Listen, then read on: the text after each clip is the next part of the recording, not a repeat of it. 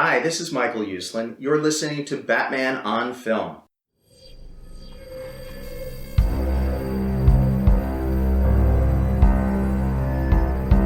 I'm vengeance. I have given a name to my pain.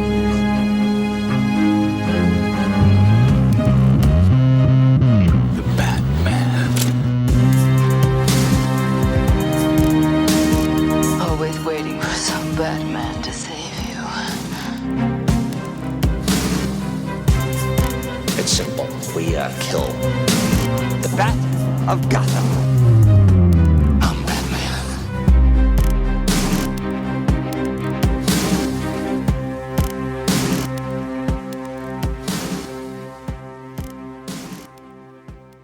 Hey now, welcome to episode 65 of the Batman on Film Social Hour.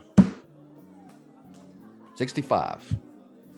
I am the founder of Batman on Film, Bill Ramey. Did you know I founded Batman on Film on web TV in 1998, boys? Have I ever told that story before? I've heard it once or twice. Starting to sound familiar. I'm just not sure if I've ever told that story, but I'll take your word for it. I'm pretty sure I've heard it. Probably, it's been so long. It's probably been a while since I've heard it, but I have heard it. It was,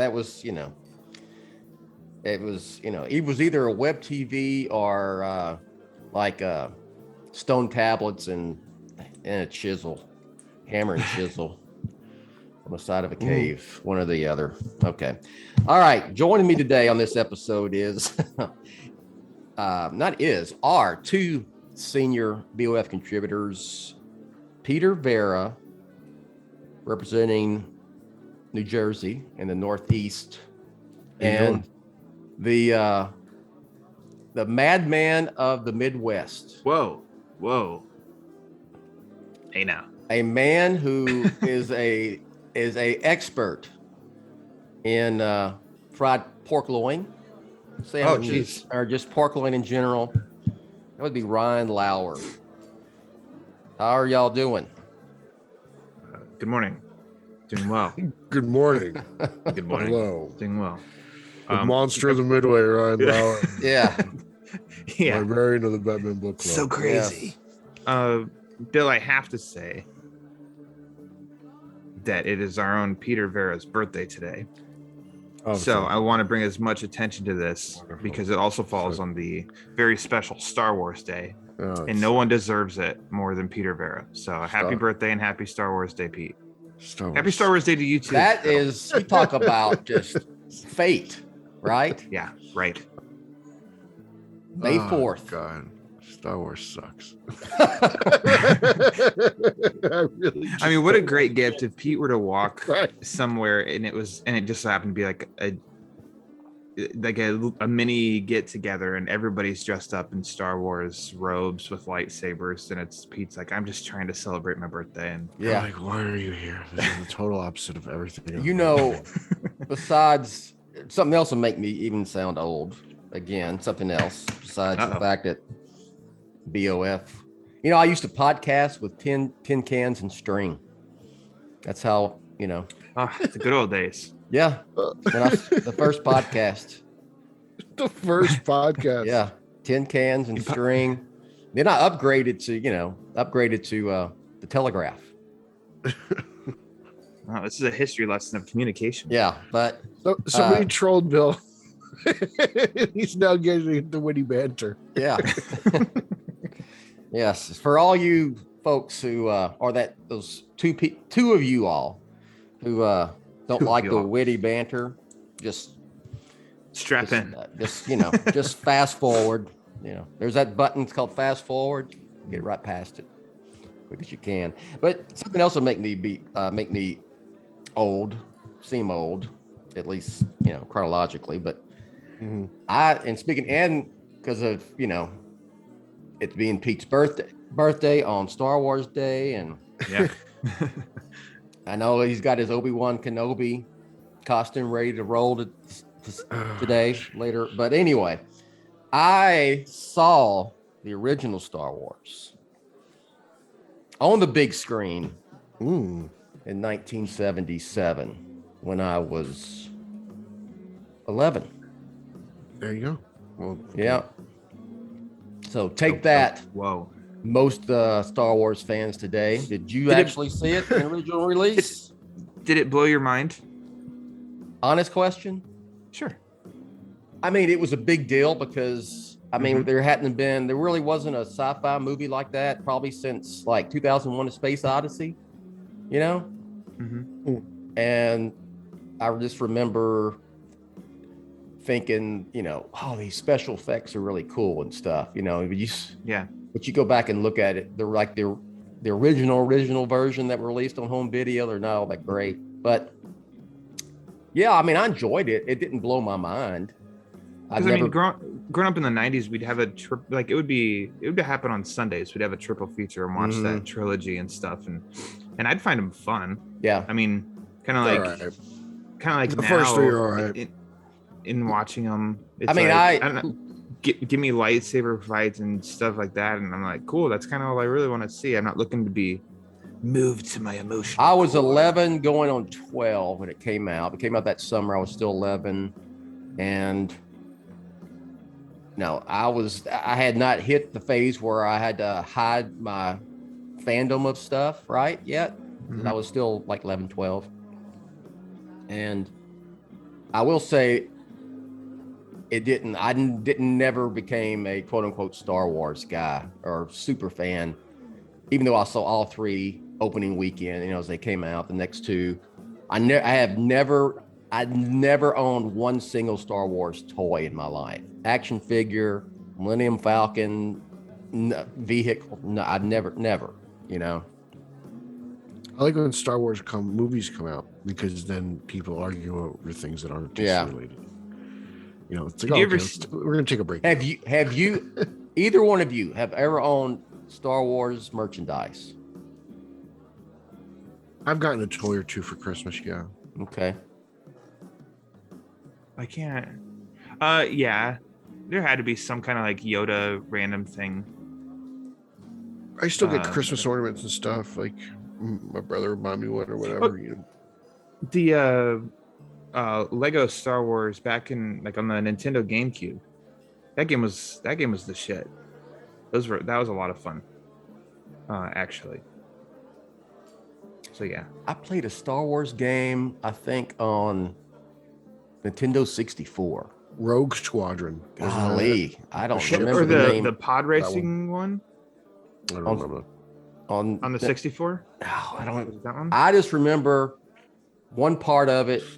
You were like in a, what do they call it? They're X-wings, Oh, so it was like the yeah. Rogue Squadron. Yeah. and they were on that planet from, that was frozen, and those. Oh yeah. Those, see, I don't know what this shit's called, and those big walking vehicles. You know Oh, what I'm the talking about? AT-ATs. Is that Now what I they- sound like okay. I'm a Star Wars junkie. And I just remember you had to fly. One of the things you had to fly in a circle around. Yeah, you gotta trip it.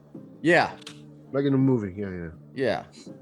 I remember that. I remember the pod racing one because Sebulba was in that, and if there's one character from Star Wars Pete does actually like, it's Sebulba. Oh yeah, I like Sebulba. Sebulba's cool. I watched a whole movie on Sebulba. So That's about it. yes, like my most prized action figures, whatever toys, when I was a kid, was I had all the Mego DC stuff. Yeah. Batman. That's vintage classic. Yeah, I had all that. Old school GI Joe. The ones that really the ones that had like fake hair, beards, with the scar on his face. I had several of those. Evil Knievel had all that shit. Yeah. Loved that Evil Knievel stuff. Had the stunt, had the band, the stunt cycle, the stunt show set up. God, I love that thing. And $6 Million Man. Okay. That was up my alley. You know what the $6 Million Man is? Steve Austin. Yeah, I do. Retroactively. I had that action figure. You could look through his eye in the back. There was like a motor, and he had a thing in the back. You like not a switch, but like a trip. I don't know what the hell you call it. but you kind of triggered it, and his arm would move, and it was like he would lift a engine block. Wow. I freaking love that $6 Million Man. That was my that was my jam back in the day. Mine were a mix of Ninja Turtles and then the Penguin, Catwoman, Batman from Returns, and then the animated series. Yeah. Figures. It was a big old pile. It was the greatest crossover. I will say I'd get in a movie, and I did. I also had Mego Planet of the Apes characters. Okay. And Mego Star Trek. Yeah, Star Trek's better. Star Trek's better. So Cloud agrees with me. Star Trek's way better than Star Wars. So I'd have no dog in that hunt. So, you know, what they do? They should do it like mix those two universes together and do something. We should. That'd be what the hell. All right. Let's also have a Batman Daredevil movie. Ooh, okay. Serious, it's all connected. Serious question. Well, serious question. My answer is no. I think Disney and Warner Brothers will ever produce a live action crossover of their Marvel and DC characters. When they're desperate, when these genres run its course, nobody cares, and it's the last gimmick left. Yeah, sure. I don't think it ever will. Too much money involved in that. I think Disney is too money conscious. Yeah. I think Warner Brothers could possibly be a little open under the right circumstances, and I think Disney's like, absolutely not. Marvel's our thing. I just don't think it ever happens because, I mean, you're going to split 50. I just don't think it would ever happen. I see people sometimes bring that up. I don't know. This came to my mind. All right. Any more witty banter? Anybody got anything want to add to it? Anything about cooking, weather, or sports? Yankees are playing good right now. All right. How did you feel about the draft? I watched the whole thing. I'm a draft nerd, not as much as my son Jake. Jake's a big, huge draft nerd. He knows. Were you happy with Cowboys? Yes, I was. All right. Yeah, I was. But I'm not one of the ones that I don't believe in like grading drafts because no one knows. It takes 3 years to really. You should go back and judge a draft. I will say the Cowboys have drafted well over the last decade plus. They have a good scouting bunch. Will McClay is kind of their de facto GM, and they've done a good job with their drafts. So we'll see. We'll see. I enjoy the draft. I'm enjoying the NBA playoffs. The Mavericks did not win the first game of round 2. I think we may run into a buzzsaw here with Phoenix. They're the number 1 seed in the West. So, but Luka went out. Luka scored 45 Monday night, and we still couldn't pull it out. I mean, the Suns were hitting everything. It's like, the basket was the size of a swimming pool for those guys Monday night. So that's all I got. Pete, how are the Yankees? Are they in first? They're first, 11 games in a row. There you go. Just so what's do the Red Sox suck this year? They're having a slow start, but there's probably like 100. How about left? And Tampa's always those jokers Tampa's are always good. Toronto's supposed to be real good this year, but Toronto seems to kind of fall off a little bit. 11-game win streak for the Yankees. Wow, not bad at all. That's tough in baseball. Anthony Rizzo, he's doing it all. Went north of the border and invaded Canada, took it over. Hopefully they win tonight too. Well, happy birthday, Pete. Thank you. 26 years old today. Yeah, I'll take it. Okay.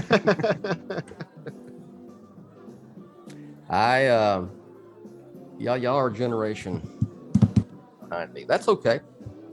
That's all right. I'm still hanging in there. Still hanging in there. All right. So real quick before we get started, talking about boom, boom, boom. Batman Begins versus quote unquote the Batman.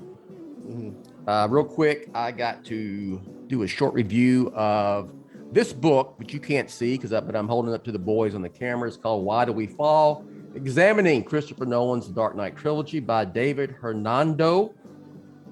And includes a foreword by the late, great Denny O'Neil, who actually wrote the foreword in 2014. The book is relatively new. It came out just like in February. And it also has a quote on the back from the great Michael Uslan, who's a good friend of BOF. I'll say this, okay? If you are a fan of the Dark Knight trilogy, which we all are, this is a good addition to your library. If you include that in, if you include books in your collection, if you like to read books about the Batman films, this is a good addition. I didn't find anything I didn't know in it personally. And of course, I covered those 3 films extensively and in great detail a decade plus ago. Can y'all believe that? It's been a while. Which movie did the book cover probably the most? All 3 were equal.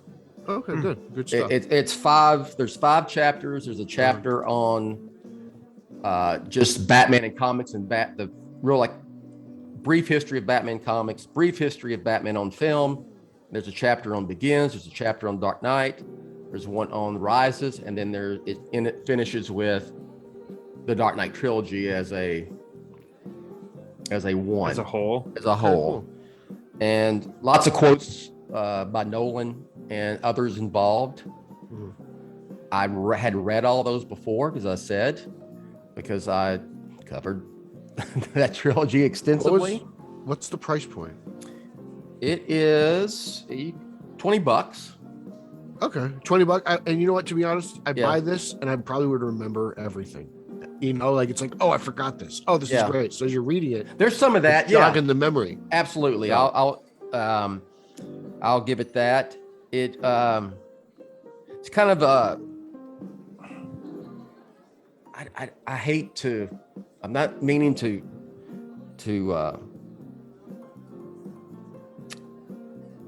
trying to phrase this the right way. I'm not trying to say, oh, you're one of those who didn't get the movies. I call those people Garrett. Okay, those are Garrett's. But I have found over the years that there are, especially with Rises, there were people who did not seem to really get what Nolan was going for. Not everybody.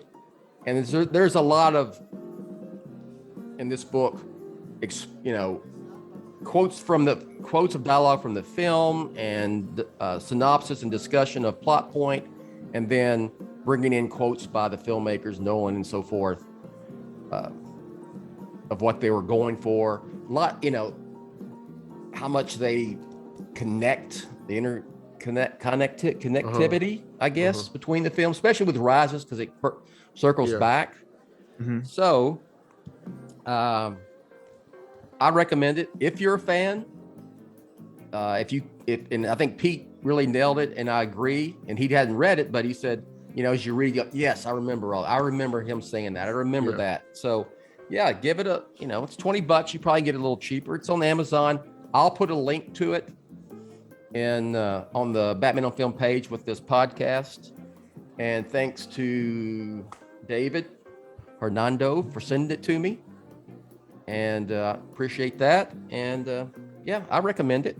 I'll have to pick that up after I finish using the book.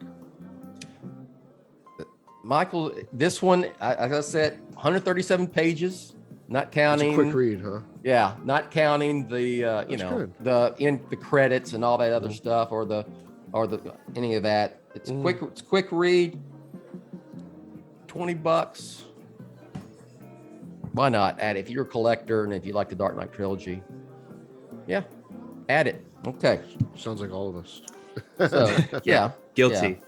So, and I would have picked it up regardless if it was sent to me or not, right? So, yeah, because I like books about Batman and Batman on film and Batman comics. So, in addition to comics themselves. All right. So, the topic today is Batman Begins versus the Batman.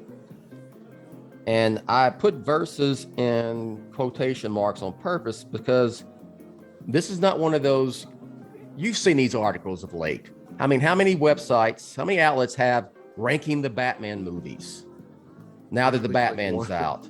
Or, and I've seen, Batman Begins versus the Batman, literally versus. And then it seems like, they're trying to shit on one of the two movies. I can't stand that kind of stuff. For the record, I love Batman Begins. It was my favorite Batman movie until the Batman. Nothing wrong with that, The Batman has surpassed it, but I still love it and I still will watch it, So this is not a versus in terms of this one's better than the other, and here's why. This is what I want to look at is these are the only two Batman movies we have to date that are true reboots of what came before. Right? Yeah. So, Begins was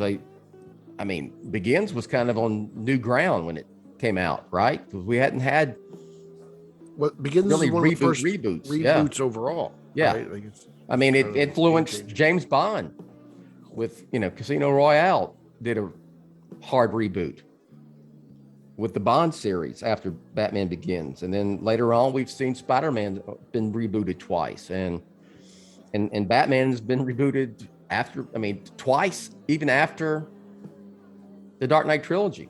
Mm-hmm. But Begins and the Batman are unique in that they are the only two Batman films that were so far that are hard reboots of what came before. So they have that in common. My overall take is they are both great Batman movies. They both feature a Batman who is about 30 years old, but they're very different. They are very different movies. Yeah. And so let's discuss. So first of all, like in Batman Begins, Bruce Wayne is 20 when he comes back from traveling the world, getting trained by the League of Shadows and Ra's al Ghul, or Ra's al Ghul as they pronounce it in the trilogy. He's 29. We know his birthday. His 30th birthday takes place during Batman Begins, and Matt Reeves said he was writing the Batman. He wrote Bruce Wayne as being 30, and with him, so he's been Batman a couple years, right, in the Batman. So he became Batman around 28 or so. Yeah, something like that. Okay, so they had that in common. What other things did you find that they had in common? In common. On different levels, they still use fear. Mm-hmm. But so we're sticking in common. They both use fear differently, but fear is still a component. Mm-hmm. It's good. Yeah. Still figuring things out. Yeah. Still trying to figure out how to fly. How to fly.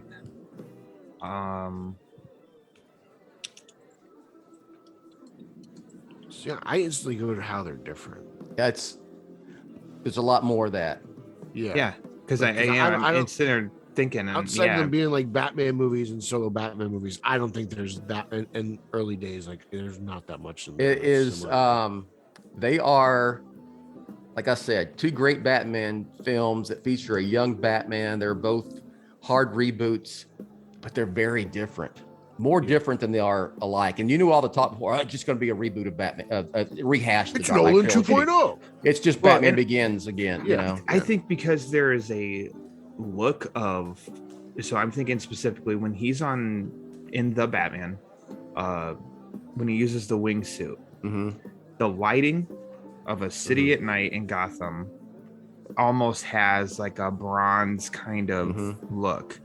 Begins, that was part of its color scheme, was like a bronze kind of look, and that's where instantly I think a lot of people being snarky, saying that it's just like Batman Begins, not only because it's early on, but because of like the city itself has a bronze look to it, and then like that's just, I don't know, that's lights. Yeah. that's lights in a Well, city. That's what people complain about. Let's look at this. Bruce Wayne. Okay. Big difference in the Bruce Wayne of Batman Begins and the Bruce Wayne in the Batman. When Bruce comes back to Gotham, he knows he's kind of put his anger over his parents' murder behind him. Well, I think he learns he's Bruce with a mission. Like, he knows his objective. He knows what he has to accomplish. In the Batman, he's just kind of roaming, right? Yeah, he's just out there doing what he needs to do. And he's not over whatever. He's not over the trauma. No, he's not. He's kind of dealing with it day to day. He's much more off. Yeah, you know what I mean, mentally than. But as soon as like a pop from the mud, right? Like he's focused. He knows exactly what he has to do. Yeah. And he will figure it out along the way with help, but he knows how to achieve his goal and what he needs to accomplish. Yeah. From the get-go. And in the Batman, he's just acting, you know, like he's just responding. I don't think he really knows he's a damaged person who's pissed off, and he has no other outlet for whatever he's going through other than beating the shit out of street criminals. You could argue, and this is like the point, he's more inspirational as Bruce Wayne in Begins. Because for us, we see the multiple versions, the reason why he's putting on this front in public, how he really is behind closed doors, and you know, as he says on the airplane scene with Alfred, of the point, he lays out the point of Batman and stuff. Yes. Whereas the Batman, like you just said, he's just, as Pete, you just said, he's like roaming. And I'm thinking of the funeral scene and how he talks to Falcone. And is that like the only public Bruce Wayne talk?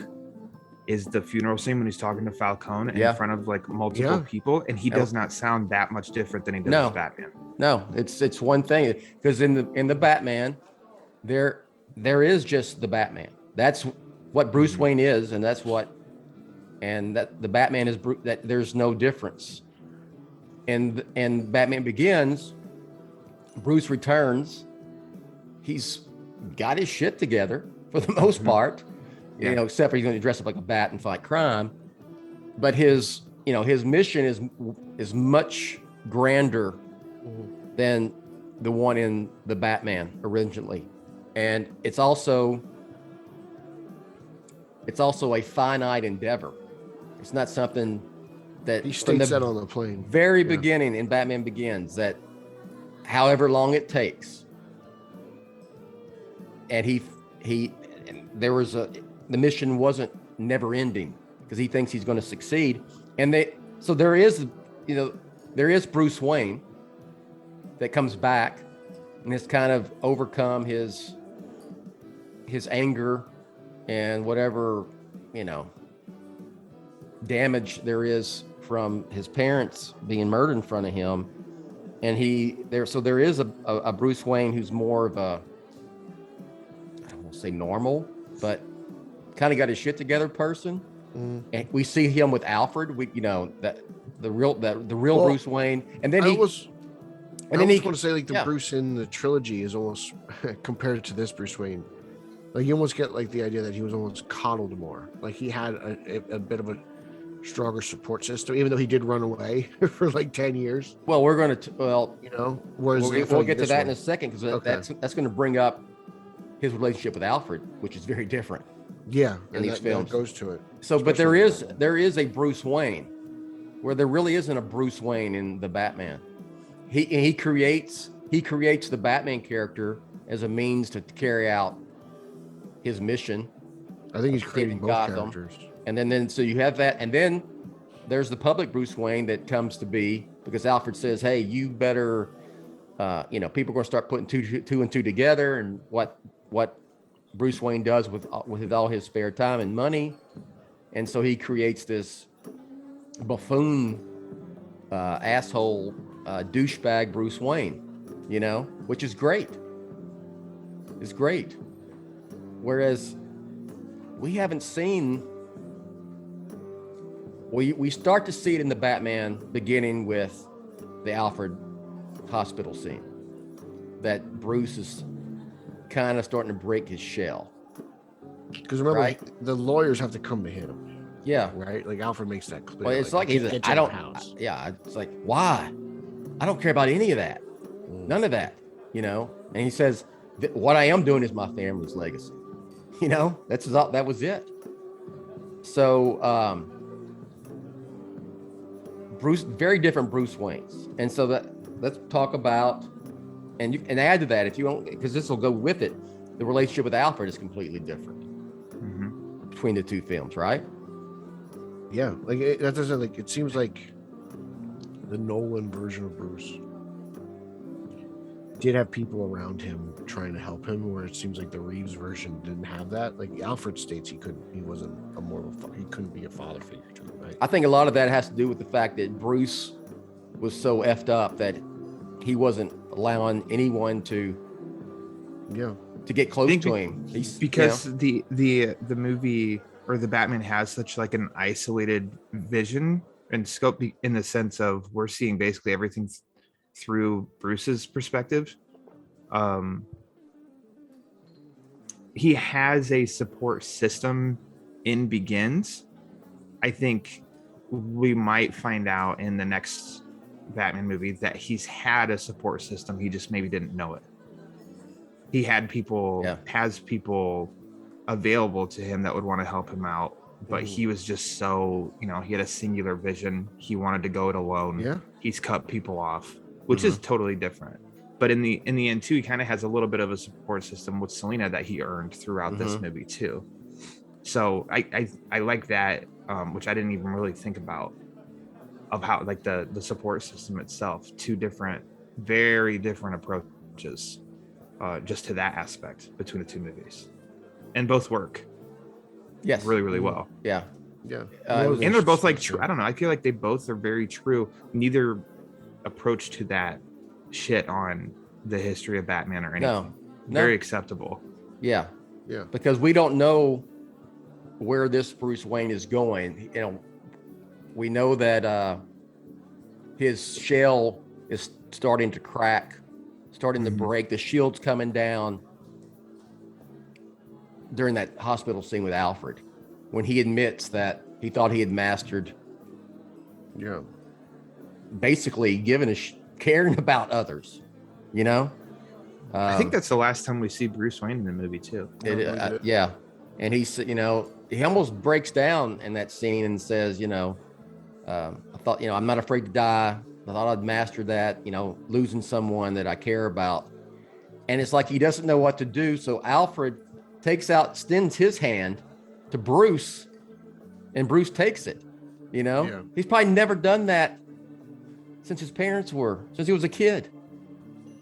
Had any contact, where it seems like in Begins that Alfred did a pretty good job of raising Bruce Wayne. Yes, he did. Until Bruce just decided he needed to, learn from the underworld. So, in Begins it was there. You could see it was there, and that's what the house was full of people. Like they made that clear. That's why Rachel was there. Yeah, Rachel. Well, he had Rachel. Yeah. Yeah, there was a staff there, so it's not like the family was ever there alone. So there was kind of that, like. I mean, he went off to school. Family. I don't know. We don't know if this Bruce Wayne went to school, went to college. I'm sure. I'm sure how to build a car. Yeah. He had to learn something. Went to Rotec. Yeah. And there's with Begins, and the difference in that regard is that we don't know if he traveled the world. We don't know if that. I mean, to me, it sounds like Alfred was his Ra's al Ghul, if you will. Now, I don't know. Pete, you have to help me if this is from the Knight comic series, or Bill, if this is from the prequel book, that he went to different schools. That's the Knight. That's the Knight. Okay. Knight, yeah. Okay. Then disregard. Which I, to be honest, I think that has more in common with Batman Begins than the Batman does. The Knight? Yeah. I do too. Yeah. I think it has way more in common with Batman Begins than this movie. This episode of the Batman on Film Social Hour is brought to you by Athletic Greens. So what is this stuff? What is Athletic Greens? With one delicious scoop of AG1, you're absorbing 75 high-quality vitamins, minerals, whole food source superfoods, and probiotics to help you start your day right. This special blend of ingredients supports your gut health, your nervous system, your immune system, your energy, recovery, focus, and aging. All of these things. AG1 is lifestyle friendly, whether you eat keto, paleo, vegan, dairy-free, or gluten-free.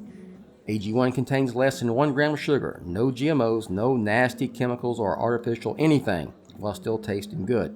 It also supports better sleep quality and recovery, and it supports mental clarity and alertness. So how much is this going to cost? AG1 will cost you less than $3 a day. It's cheaper than getting all your different supplements yourself. You're investing in an all-in-one nutritional insurance. Right now, it's time to reclaim your health and arm your immune system with convenient daily nutrition. It's just 1 scoop in a cup of water every day. That's it. No need for a million different pills and supplements to look out for your health. To make it easy, Athletic Greens is going to give you a free 1-year supply of immune-supporting vitamin D and 5 free travel packs with your first purchase. All you have to do is visit athleticgreens.com/emerging. Again, that's athleticgreens.com/emerging to take ownership over your health and pick up the ultimate daily nutritional insurance. Okay, speaking of comic books. Here we go. Speaking of comic books, comic book influences on both. There's some, okay, I'll start with this. There's year one in both, right? Yes. But they're done completely different. Completely different. I think year one is more literal. You can see the year one in the Batman, or I'm sorry, in Batman Begins more than the Batman. I mean, they use the scene when he calls in the bats, you know, is straight out of Batman Begins. Having Flash and Loeb as characters come from year one. Whereas, Falcone. right? And then Falcone as well. Falcone, yeah, in both. They're different Falcones or Falcone. There's Falcone and there's Falcone. So the pronunciation. They're cousins. They're cousins. Yeah. And Batman, what do y'all see? I mean, give me what do you see of year one? Is there more than just Drifter Bruce Wayne and then see? A lot of people got the Drifter Bruce Wayne, him walking at the beginning, and I still don't get. That doesn't make me think year one. Even my 7th and final viewing in theaters this past weekend, I did it. I still don't see year one Bruce in that regard. Year one, the journal aspect I like, and think of year one now, and then like Selina, year one, like unabashedly year one Selina Kyle. That's my year one reference that I get with that. I think it's more subtle. I think him being on the streets. I just know what they're referring to. He's not Batman, but he is Batman, just in disguise Batman. This drifter Bruce Wayne, as he's called, and being out, you know, amongst the element, and that was in year one to me. You're right. And that's so then you have Selina Falcone, their relationship. You have Bruce, Batman and Catwoman. You know, Selina looks like she's out of year one. There's a lot there. Now that I think about it, but it's, I don't know. I feel like Gordon and Batman is way more in line with year one and Begins. No, like this buddy cop Gordon and Batman's great. Don't get me wrong, I love it. That was brilliant, and I'm so happy we have it. But if we're talking year one, I think it's more specific. Where like, it's more like it's Gordon and Batman getting to know each other essentially, as opposed to them working together for 2 years. The Gordon Batman relationship is more year one in Batman Begins. Yes. Yeah. I mean, in the Batman, they're already freaking partners. Yeah. You know. Yeah. And for a while, because year one ends with him saying that I've got a friend coming, so there's not that we don't even get really see that relationship, in Batman Begins. Ryan, I see it looks like you're I'm thinking. I was about to say, I can see thought here. Yeah. So you're directly asking them what exactly you're asking, so that I answer your question. Just what's in your mind with Begins in both. Batman. Yeah, just Batman is great. Just talk about Batman, Ryan, for crying out loud. Batman talk and about Gordon. Batman. Or transition us to, I don't know, Well, Halloween. Well, strap in. Here we go. Oh, geez, I'll talk about Batman now. So you said Gordon, year one in Gordon and Begins, page to screen, completely. Mm-hmm. I don't know if I got any year one Gordon in the Batman. Not that I was necessarily supposed to. I get the Long Halloween Gordon Batman relationship. Yeah. In the Batman. Yeah. Perfectly. Yeah. Mm-hmm. The direct page to screen for me is Falcone talking to Bruce of his dad operated on me right on the table and he watched from the stairs. Mm-hmm. That is, I can see Tim Sale's drawing more of that scene from the Long Halloween in my head. Like, the Long Halloween's an influence on Begins, of course, but I think it's whereas we see more literal year one with Begins than in the Batman, it's kind of the opposite with the Long Halloween. There's more literal, the Long Halloween. See, I didn't get much Long Halloween in Begins, which I could be wrong, unless I'm misremembering. What Long Halloween do you get in the Batman? Like what is the things you're like, okay, that's directly pulled. Like what is you being me or Bill? Or are you asking both? No, I'm talking to the librarian. You're talking to me. Yeah, you. You're the Long Halloween guru around here. That part of Falcone saying that where he was shot. And the whole Bruce Wayne or Thomas Wayne operating on him and how that's a very questionable move. And then by doing that, the Falcones Thomas Wayne. That whole part to me, I have not read every single Batman comic book. Right. That to me, that whole idea and that action was introduced in the Long Halloween. Mm-hmm. Maybe that's the first sign of Thomas Wayne questionable moves, even though I think that's a very acceptable questionable move because he's a doctor. He's going to operate to help save somebody. Top of my head, like that to me is the Long Halloween. The Gordon Batman relationship, working relationship is the Long Halloween. There's a lot of, with me, when I say comic book influences, if there is the spirit and vibe of it, the influence does not have to be literal. Yes, there's some that's we bring up just straight up that Thomas Wayne operated on Falcone straight out of the Long Halloween.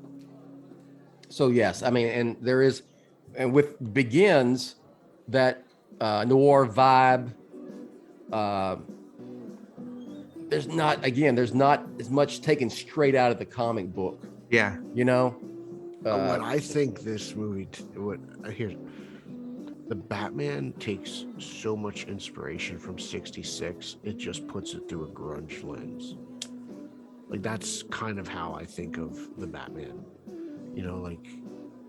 Just from looking at. I don't disagree, but can you elaborate a little bit? Well, because I think I've noticed that a little bit. I don't know how to explain it. You look at how he looks, And it's like you look at the cowl and you see the influences of Batman 66, and then it's like, okay, the relationship of like this ensemble. Well, it's more like this ensemble, like cast of characters, right? You have the Joker, you have the Penguin, you have Catwoman, you have the Riddler, all in one movie.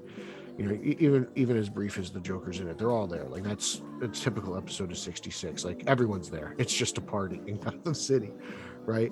And then you look at how like Adam West's Bruce Wayne and his Batman, it's not a drastic difference between voices, right? And then you look at Pattinson's Bruce Wayne and Batman, and you know who I am. He basically says that line in the same voice to the same people twice. He's figuring it out.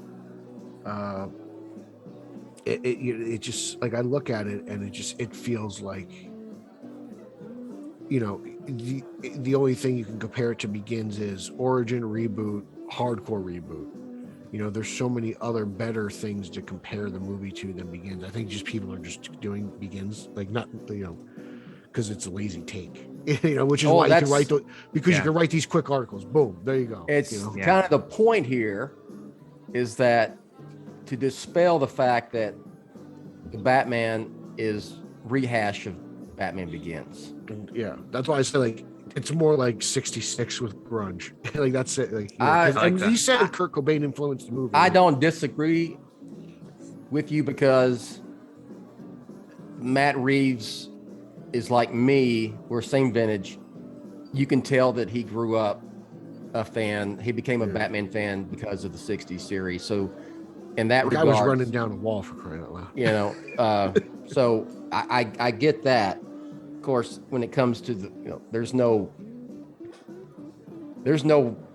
nod to the 66 series, the 60 series in terms of the tone or vibe of the Batman. It's not like that's why I said like it's like he put like a grunge filter on it. Like he put his stamp. Like you could tell the influence that TV show had on his Batman sensibilities. Yeah. I would say, this brings up the difference between Bruce Wayne in both films. The ego influence in the Batman, where there's this it's subtle. Struggle. It's not Bruce Wayne having conversations with Batman like an ego. But the fact that there is this internal struggle where Batman and ego at the beginning, Batman is wanting like to suppress Bruce Wayne completely, and in the Batman, that's what Bruce Wayne is for most of the film. Is just he is Batman. That's it. There's no Bruce Wayne does not exist. I was surprised on the first viewing, to me, how little of ego was like directly noticeable in the Batman. Because he'd brought it up a few times and I was really wondering, and I was like, I really wonder how he's gonna, so ego's an influence. Like, how is he, I wonder if he's gonna have discussions with himself and something. I'm like, but then he tricked us with that tag at the end of the trailer. How am I part of this? You're part of this too. Yeah, I think that, and I fell into this when I saw that ego was an influence, which I knew early on, that you think that there's going to be this literal conversation between Batman and Bruce Wayne, like in the comic book. When it's much more subtle than that. It's the fact that, like I just said, there is no Bruce Wayne. Right. He doesn't even want to be Bruce Wayne in any aspect of his life. It's all about being Batman, and Batman has suppressed Bruce Wayne. Whereas in Begins, Bruce Wayne, there is a Bruce Wayne. There is a Bruce Wayne, and he's not at battle with Batman. No, at all. He knows good and well what he's got to do. He's focused. Okay. Brian? Earth One. Let's jump to the next one. Earth One, I think, had the most instantly recognizable influential parts in the Batman, and obviously came out before Earth One. Yeah, I think with the Batman, yes, the Earth One stuff, but it also y'all can disagree or agree with me. I want to hear what y'all think. It's also the Earth One stuff. They did in Earth One. A lot of the traditional Batman stuff is altered. You know what I mean? Mm-hmm. It's not altered as much in the Batman, even though Earth One is an influence. But Earth One, in terms of like a Batman who's struggling, a Batman who's trying to gain his footing. Yeah. In terms of Alfred, even to an extent, even though it's not explored a whole lot, like that's where the influence. That's the influence I get. And there's some, and there's a little bit there with the Riddler too, you know. From I forget which volume he pops up in. What is it? Volume 2. Yeah. Where he even uses vans in that, and he says in the Batman that his, he's got vans parked.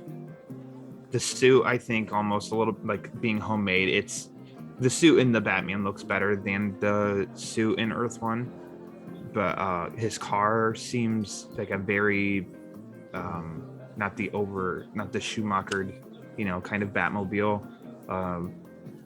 What's wrong with that car, Ryan? I love the Batman Forever Batmobile. I'm Vengeance from Earth One. Like those were the direct lifts. Alfred. As you guys have both said, the Alfred. I want to give I'm Vengeance to Taz, actually. I am Vengeance. Yeah. Well, you were talking comics when you brought this up, and that's true. No, Bill, because I instantly thought that the Batman has almost more of a, I don't want to say a live action sort of version of that animated series, I think, but begins part of a plot point of that was from the Dreams in Darkness episode where Scarecrow is poisoning the water supply. And so it made me think of, I wonder if but the Batman almost feels like it's a cousin of that animated series, but I can't think of aesthetically any vibe too, but I can't see any kind of episode story, anything in the Batman. Does that make sense? Yeah, I would say personally, I didn't get a lot of Batman animated series with the Batman, although, I'm sure it's we could point out some of the influences. Again, when I say influences, they don't have to be direct. They can be subtle. But I would say the Batman the animated series, Bruce Wayne was never as messed up as this Bruce Wayne is. I don't think any Bruce Wayne is. No. Because you look at Phantasm, we get Batman's origin basically to a certain degree. And there was that point he's wanting to, Batman may not ever exist, because he wanted to have a happy, normal life with Andrea Beaumont, right? So Andrea. Yeah. Such a good movie. Oh God, such a good movie. The Man Who Falls. I add that because it was an influence of Batman Begins. Actually Begins more than the Batman.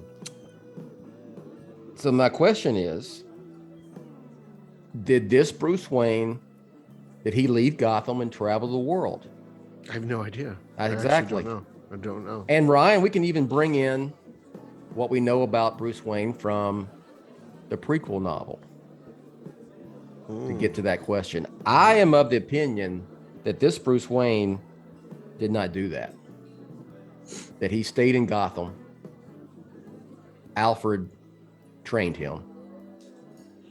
And just like all of his gadgets and his arsenal that he created himself, he taught himself how to be a detective.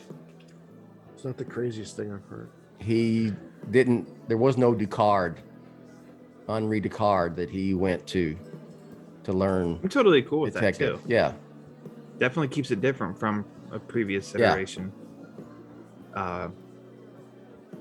Reeves he's done a very good job of allowing himself many avenues to travel for the next movie. Because I can't think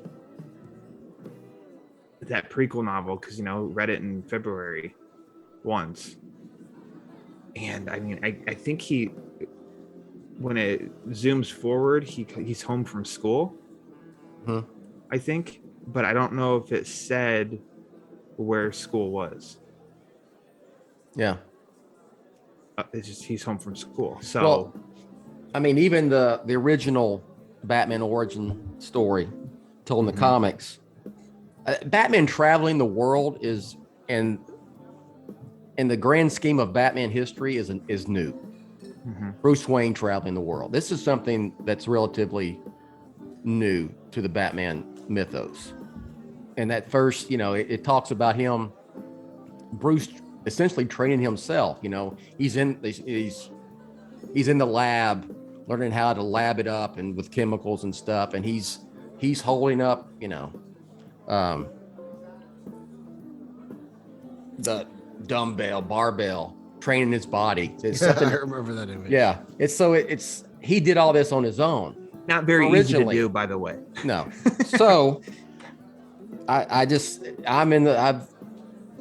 the opinion, and maybe we'll find out later that's not true, that Bruce Wayne didn't travel the world. He, just like we see in the Batman, he did all this on his own and with some help from Alfred. Yeah, I think that's clear. All right. Any other take on that? No, I just there's so much more different between these movies than the same. It's funny now that you're actually talking about it. You realize it even more and more, and you're just like, there's just a lot of lazy haters out there. That's all your opening question of like, what are the similarities, and how long did our conversation on that last? Like 2 seconds. Yeah. All right. 70s, quickly. 70s comics. Denny O'Neil and specifically anything. I mean, it could be aesthetic, it could be vibe, it could be, doesn't have to be. Really, just the car, the detective stuff. That's literal, I would say, yeah. Living in penthouse in the city. Okay. Just the feel a little stuff? bit. Detective stuff, which I still haven't seen the movies that Reeves kept, or Clue and there's a lot of them. Chinatown, I still haven't seen. Shame on me. But Definitely. Taxi Driver, a little bit of a vibe there, I think, too. Certainly, yeah. 70s vibe in the Batman is more than what we see in Batman Begins, aesthetically, comics, and just in real life, and so forth. Yeah. And then Sins of the Father. I added that just like literally Sins of the Father, and we see the text of Sins of the Father. I guess I don't know. I didn't get too much from it other than like supposedly Batman Bruce Wayne. That story, Thomas Wayne was much more of a bad guy in questionable actions in that story than the Batman. He made a bad decision in a moment of weakness. Yeah. In the Batman.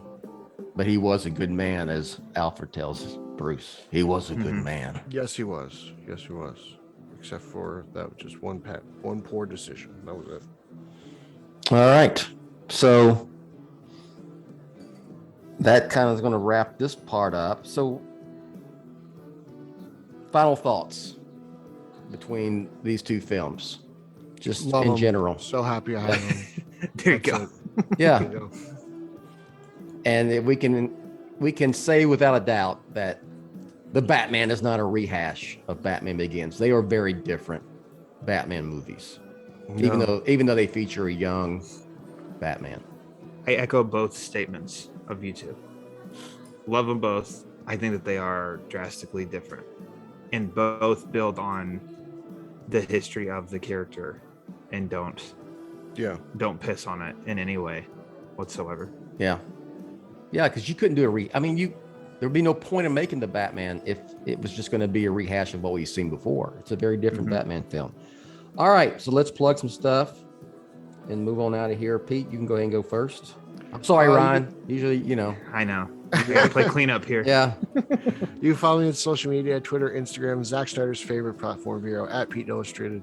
Follow podcast number 1, Straight Outta Gotham, at straight_O_G. That's podcast I co-host with Eric Holzman. Podcast number 2, Italians for Spidey, at Italian Spider-Man, at Italians for Spidey, the Italian Spider-Man Coalition podcast. I co-host that with Nico and Nick Caruso. At Team Yellow Oval, BatmanOnFilm.com, Batman on Film YouTube. I'm all over the place. Uxus, you can take it out. Who's Uxus here, me or Bill? That's for you guys to decide. It's you, Bill, but I'll go ahead and go. Follow my reviews, posts, interviews, and so on Batman on Film proper. The latest issue review is for Batman 123. Coming up is going to be the new Constantine DC animated film. I'm gonna check that out and write up a review for BOF. You can also Speaking of that, podcast. Can I interject one thing? Interject. As much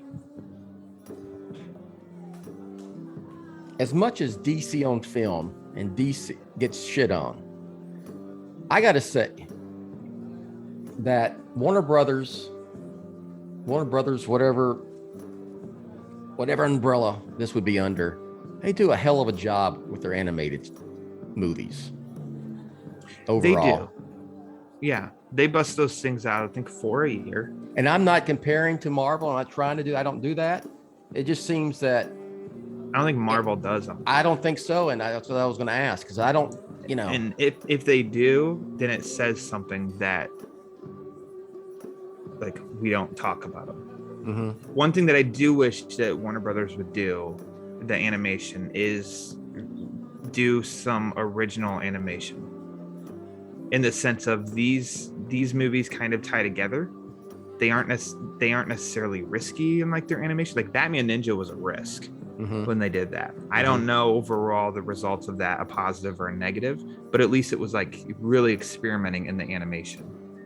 And it would be cool if they did do that. Now they're supposed to be toward the end of this year, I believe, go full like CG, like computer animated, I think Justice League movie or something, but they announced it last year.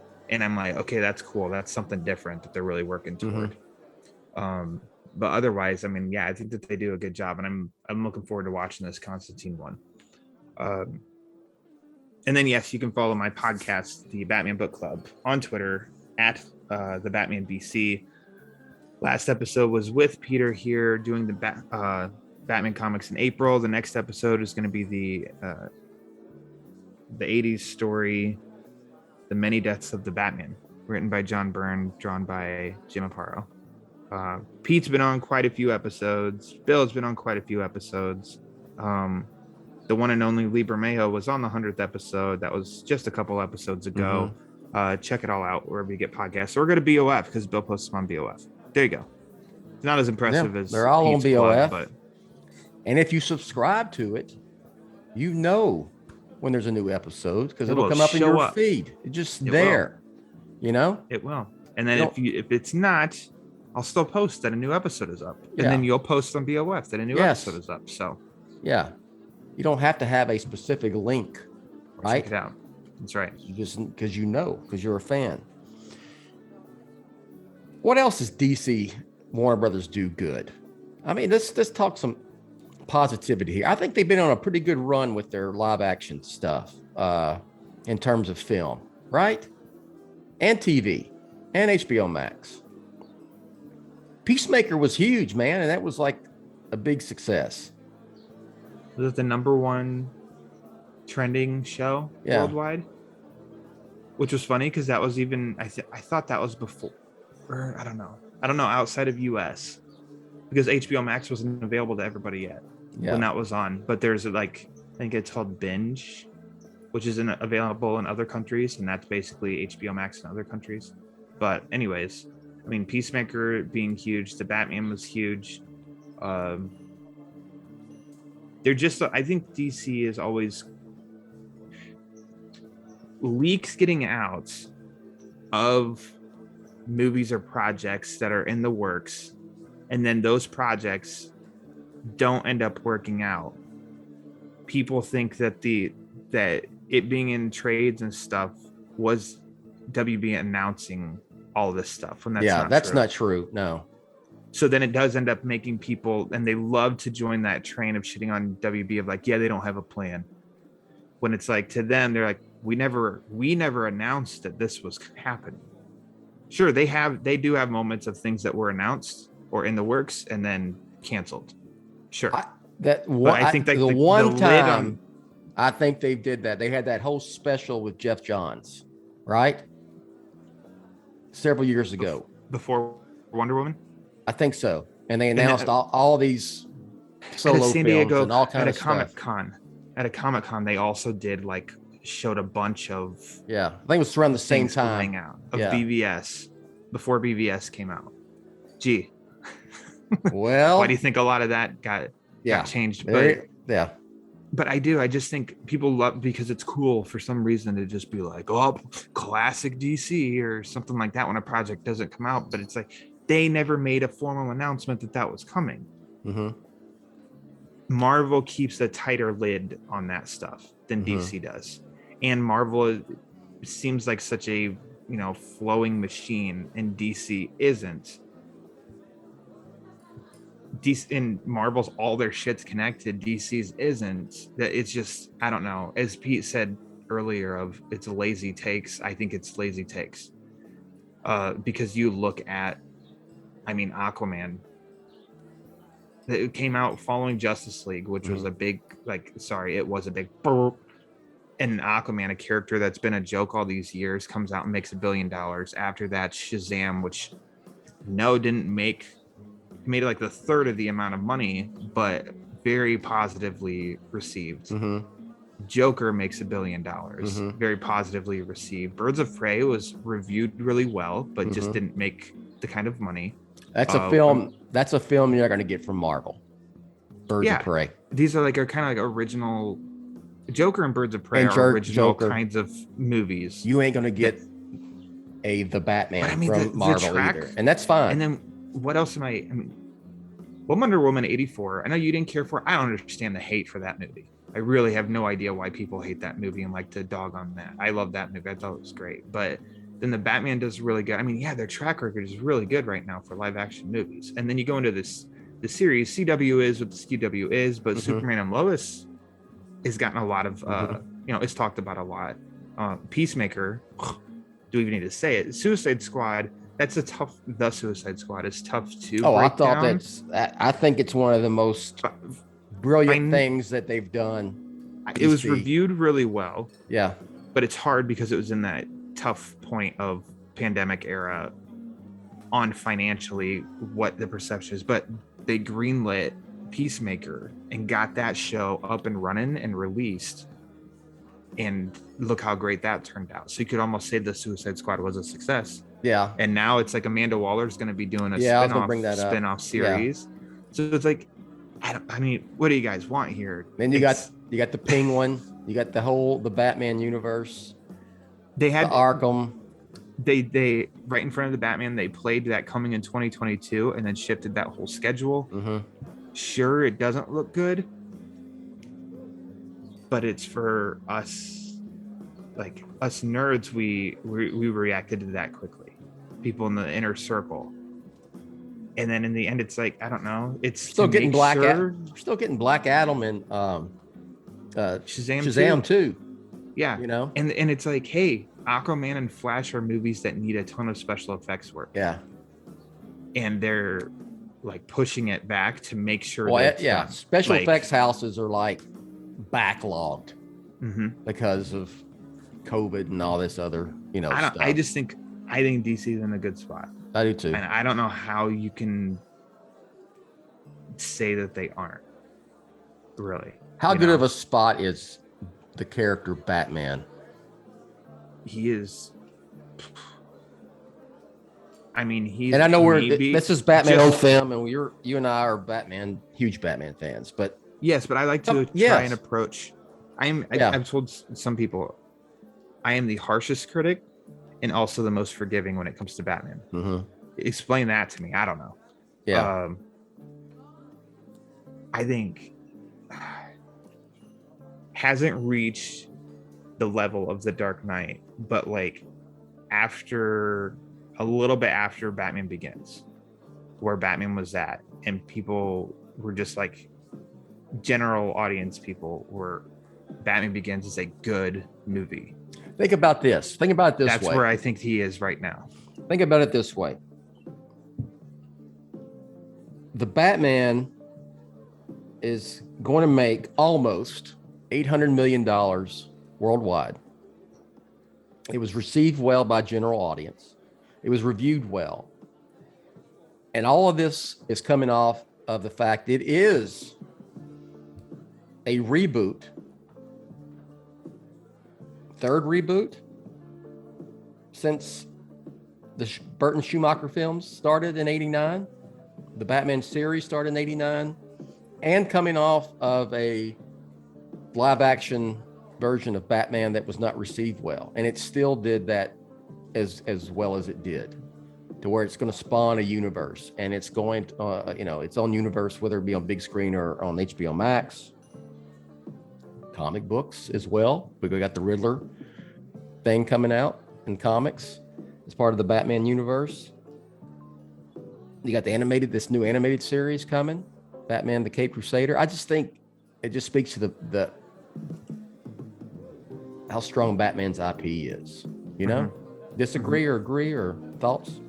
I totally agree. Yeah, he's strong. He's back to the, not that he fully ever left, because people still wear Batman. Like, that to me is just like the biggest indicator, is how many people are sporting Batman gear. Oh, because like that's where you get people who are like, I don't read Batman comics or any of that stuff, but yeah, I've seen Batman in movies and I think Batman's cool. Yeah, I'll buy that t-shirt. It's like, and then that's marketing of Batman. Yeah, you just go to the store and you see 10 people that are wearing like a Batman shirt or something like that, and there's just, to see that around, I think it's kind of an indicator also that it's cool to like Batman, because Batman's cool. Yeah, you wouldn't necessarily wear it if it's like, man, I don't know how many years of Batman, he has sucked. You're not going to be the first one to be like, give me a Batman shirt. Give me a Batman hat. Let me ask you, I know we're going to get out of here, but let me ask you this. Going back to our topic, the main topic today, Batman Begins, quote unquote, versus the Batman. Dark Knight is still your favorite Batman movie, yes? Yes, it is. Okay. Where would you, and I'm not trying to put you on the spot, and I don't think by choosing one over the other makes you, does not say at all that I don't like the other one. Where do you rank Begins and Batman? Personally, it's just on your Batman scale, with Dark Knight still number one. I think that the Batman follows the Dark Knight. What had a bigger impact on you, Batman, emotion wise? Begins or the Batman? Begins only because at my place in my life, that was the first Batman movie I ever saw in a theater. I had a drought since 97. And when you're a kid, when you're flat out a kid, 8 years is eternity. Yeah. And that's how long the gap was between seeing Batman in a movie for me. And yeah, like I said, it was the first time I'd ever seen a Batman movie in a theater. Really? And in the fact, we never went growing up to the theater to watch it, any of them. And then on top of that, it was just like a good movie. And it ends, as you've said, referenced a lot, when Begins ended, you high-fived whoever's around, like, hell yeah, that's how the movie ended, was with that feeling. So I think the instant impact of Begins left a bigger impression on me. And then just watching the Batman, it's just like, it's seeing it in the theater, and I haven't watched it at home, holding out. Still, I think I can do it. I watched the whole damn thing yesterday again. because I saw it in theaters for the last time over the weekend. I think I can hold out now for a couple more weeks. But there is something engrossing of sitting in, the lights are off, the movie starts, and just being sucked into that world for 3 hours is very, I don't know, comfortable, engaging, engrossing, soothing. I don't know. So instant begins, but throughout the movie, and I think the fact that, I don't know, there's so many elements of it that I just feel like the Batman edges begins just a little bit. I would agree with that completely. I can't give a short answer on anything anymore. It's just the Batman just on just a pure Batman level hits so many notes that ring true with me and my Batman sensibilities that it puts it above if I have to rank. But I love Batman Begins. I mean, it was my favorite. You know, I preferred it over The Dark Knight. That's you know what I mean, because I love The Dark Knight. I love The Dark Knight Rises. I love Batman. So I hate trying to pick, and I hate rank, and so I'm not trying to rank. I just go by my gut and heart what it does for me. We could very well go through moments of where we're like, I think Begins now is actually it's kind of ahead of the Batman. Look, they're not cemented in. It's fluid, right? Yeah, it's constantly fluid. I can go put in the trilogy today and watch it and go, brilliance. It is brilliance. And yeah, it would be hard one day though to put the Batman ahead of the Dark Knight. And I don't know why, but there was something instant after seeing that movie the first time that I was like, that was my favorite movie. I think that's I just watched my favorite movie for the first time. I didn't have that with the Batman, but that's not knocking it. It's just, I don't know, something about the Dark Knight just puts it at the front. I'm with you. All right. There we go. I could go on and on and on. There's all my plugs. Yeah. So, real quick, all the podcasts that were mentioned on this show, whether it be by any of us three, you can find those on Batman Podcast Network. Just go to Batman on Film, find podcast. It drops down Batman Podcast Network. There's also a logo on the right side of the website, and you can check out all those shows. If you like what we do at Batman on Film and want to become a Patreon, patreon.com/Batman on Film. There's Batman on Film t-shirts at tpublic.com/Batman on Film. I mean, get you one of those watch party t-shirts. It's kind of like, wear it like like a vintage rock concert t-shirt, Van Halen 1984 tour, all that stuff. You know what I'm talking about. Kiss BOF 1978 2022 tour. There you go. It's got Dallas, Texas on there. It's got the date. So it's got the Batman on there. It's got Batman on Film on there.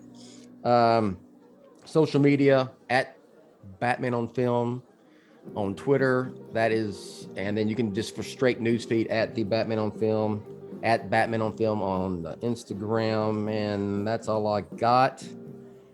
Yeah, I enjoyed this conversation because I wanted to make a point that both of these are great Batman films. And yes, just because they are featuring a young Batman does not mean they are the same film. They are very, very different. And they even use the same comic book influences differently. Yeah. Yep.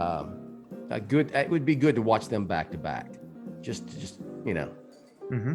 You would really notice the difference. So that's all I got. So for Ryan and Pete, I am Bill. Thanks for listening. We'll catch you next time. Thanks for listening to the Batman on Film Social Hour, Jet's official BOF podcast and vlog. Follow Jet on Twitter at Batman on Film. For BOF news only on Twitter, follow at the Batman on Film. For Jet and everyone at BOF, I'm announcer Rachel.